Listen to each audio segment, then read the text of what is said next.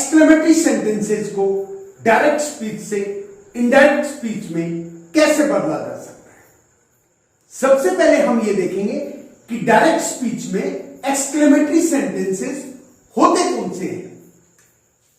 वे sentences जिनमें reported speech वाला भाग है WH वर्ड से शुरू हो पर इंटेरोगेटिव ना हो, या जिन सेंटेंसेस में इन्वर्टेड कोमास के अंदर अल्लाह, हुर्रा, ब्राउ, गुड गॉड, गुड हेवन, ओ गॉड एक्सेट्रा जो एक्सक्लेमेटरी वर्ड्स होते हैं वे दे रखे हो और एंड में या इन एक्सक्लेमेटरी वर्ड्स के बाद साइन ऑफ एक्सक्लेमेशन यानी कि विस्मयादिबोधक चिन्ह दे रखा हो। ये जो एक्सक्लेमेटरी सेंटेंसेस हैं वो होते क्या हैं? Exclamatory sentences are the sentences which show a sudden feeling of joy, sorrow, regret यानी पश्चाताप या खेद, अप्लाउज, वाहवाही और वंडर या सरप्राइज यानी कि आश्चर्य की जो भावना है उन्हें दिखाते हैं।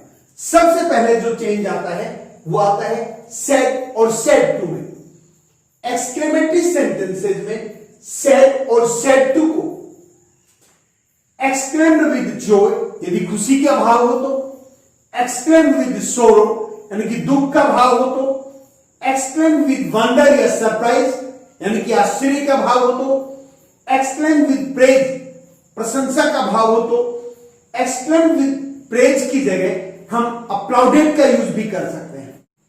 फिर आता है इन्वर्टेड कोमा बिगिनर में चेंज। इन्वर्टेड कोमा बिगिनर को एक्सक्लेमेटरी सेंटेंसेस में डेट में चेंज किया जाता है। बात आती है रिपोर्टेड स्पीच में चेंज की। एक्सक्लेमेटरी सेंटेंसेस में जो रिपोर्टेड स्पीच है यानी कि इन्वर्टेड कोमा के अंदर का भाव है we change it into a declarative sentence. Reported speech का भाग यानी कि इन्वर्टेड कोमा के अंदर का भाग है उसके एक्सक्लेमेटरी सेंटेंस को इनडायरेक्ट में चेंज करते हुए हम डिक्लेरेटिव सेंटेंस में चेंज कर देते हैं। यानी कि इन्वर्टेड कोमास के अंदर का जो एक्सक्लेमेटरी वर्ड है alas, bravo, hurrah, good God, good heaven ये रिमूव कर दिए जाते हैं और साइन ऑफ एक्सक्लेमेशन यानी कि विस्मयादिबोधक जो चिन्ह है उसे भी हटा दिया जाता है। सेंटेंस को एक डिक्लेरेटिव सेंटेंस में बदलते हैं। यदि रिपोर्टेड स्पीच का भाग किसी WH वर्ड से शुरू है तो इनडायरेक्ट स्पीच में चेंज करते हुए उसे सब्जेक्ट से शुरू किया जाता है। WH वर्ड को हटा देते हैं और एडजेक्टिव से यानी कि विशेषण से पहले वेरी का यूज किया जाता है। See the first example. He said, "Oh, my cow is dead." उसने कहा, अरे मेरी गाय मर गई। Feeling of sorrow is here. He exclaimed with sorrow that his cow, my first person, changes according to subject, that is he. I का positive case है my, he change हो जाएगा I का my तो he का his. Cow is change होता है was में और dead as it is use होगा। The player said, hurrah, we have won the match. Joy is here. The players exclaimed with joy that they had won the match. Have we first person changes according to the player, that is plural, और plural becomes they. Have is changed into had. Won the match will come as it is. They had won the match. See the next one. He said, "Alas, I am ruined." हे भगवान, मैं बर्बाद हो गया। Feeling of sorrow is here. दुख का भाव है। He exclaimed with sorrow. दुख का भाव तो सोरो ऐड कर दिया जाएगा। इन्वर्टेड कोमा बिगिनर को हम दैट में चेंज कर देंगे। I first person changes according to subject. He is a मार, is changed into was verb. He is followed by was.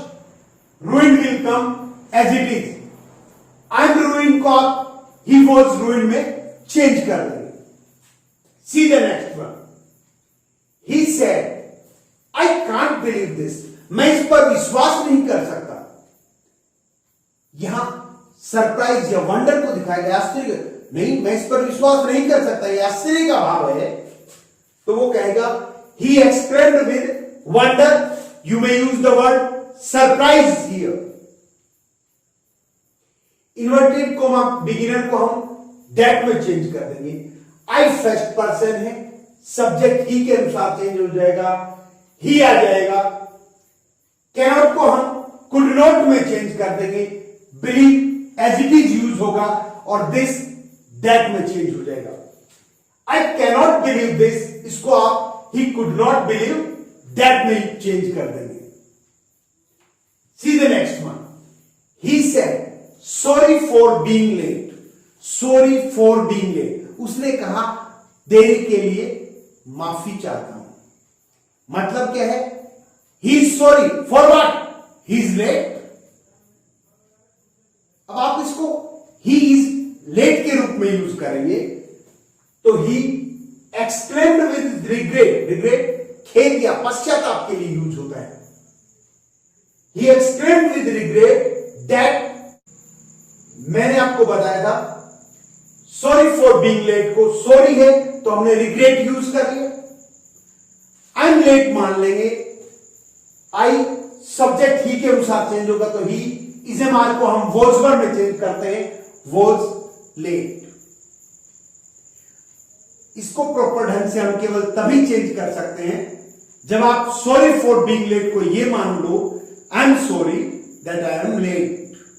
मुझे खेद है कि मैं देरी से हूं. तो जब आई एम लेट को आप चेंज करोगे ही वॉज लेट में चेंज हो जाएगा.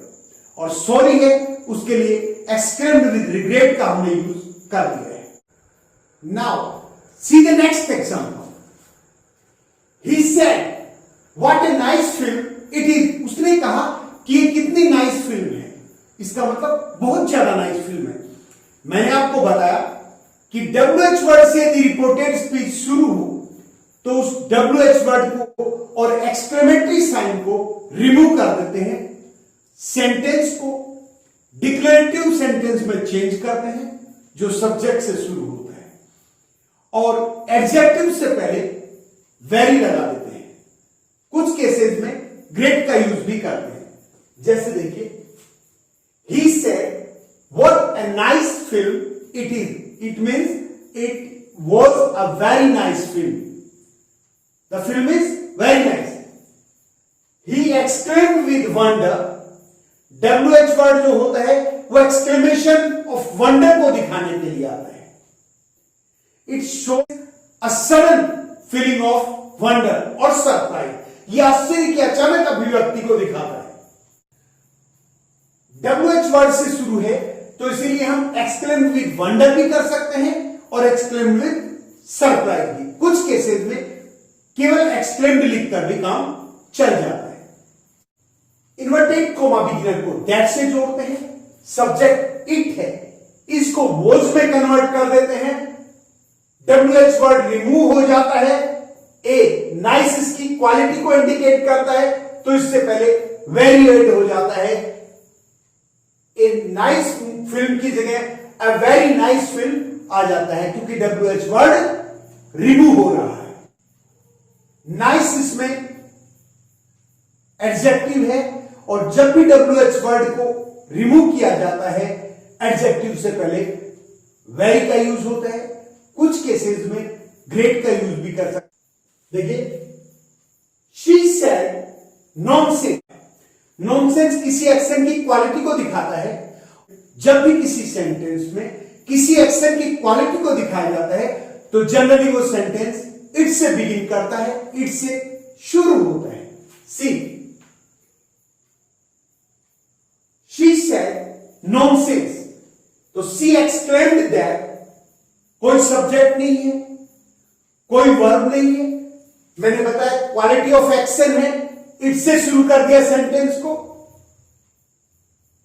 Boards nonsense as it is आ गया। See the next one. He said how fast you are. WH word से शुरू है तो एक्सक्लेम विद वंडर या एक्सक्लेम विद सरप्राइज का यूज करेंगे।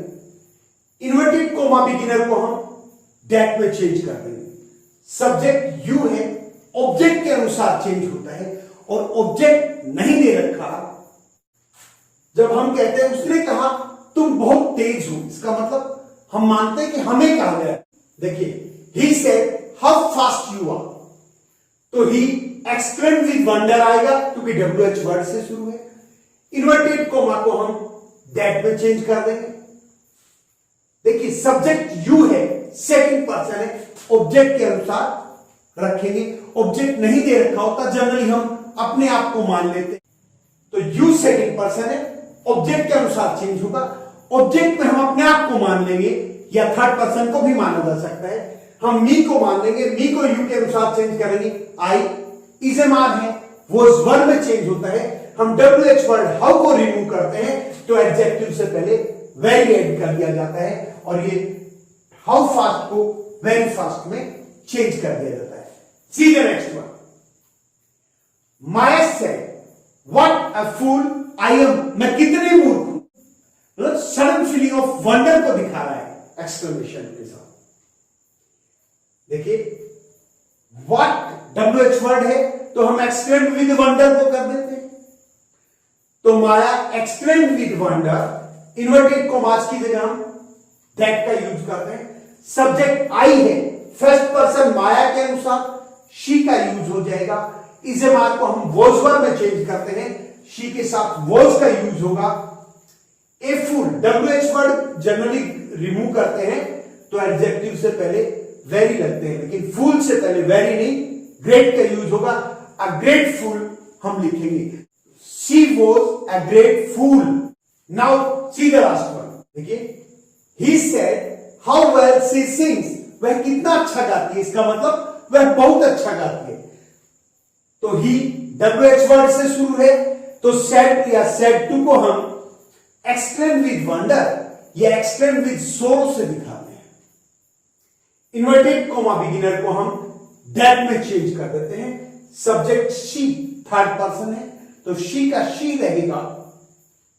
अब देखिए सिंग्स यदि बाहर पास्ट हो और अंदर फर्स्ट फॉर्म या फर्स्ट फॉर्म प्लस एस और एस हो तो उसे सेकंड फॉर्म में चेंज कर देते हैं, तो यहां सेंग आ जाएगा। WH वर्ड को हमने रिमूव किया है तो वेल से पहले वेरी ऐड हो जाएगा और वेरी वेल का हम यूज कर देंगे। How well she sings means she sings very well और उसका हो जाएगा शी sang वेरी वेल। आशा है स्टूडेंट्स आज आपको एक्सक्लेमेटरी सेंटेंसेस को डायरेक्ट से इनडायरेक्ट स्पीच में कैसे चेंज किया जाता है यह बात समझ आ गई होगी। यदि आपको वीडियो अच्छा लगे तो इसे लाइक करें, अपने फ्रेंड्स के साथ शेयर करें ताकि वो भी इसका बेनिफिट उठा सकें। और अभी तक यदि आपने मेरे चैनल को सब्सक्राइब नहीं किया है तो प्लीज इसे सब्सक्राइब करें। आप मुझे टेलीग्राम पर भी डॉक्टर मनोज पीपरवा के नाम से फॉलो कर सकते हैं। बहुत जल्द मैं 9 से 12 तक के सारे जो नोट्स हैं वो टेलीग्राम पर डालूंगा, तो वो आपको स्टडी करने के लिए बेनिफिट देगा। आशा है आप मेरा सपोर्ट करेंगे क्योंकि आपका सपोर्ट ही मेरी ताकत है। Thank you.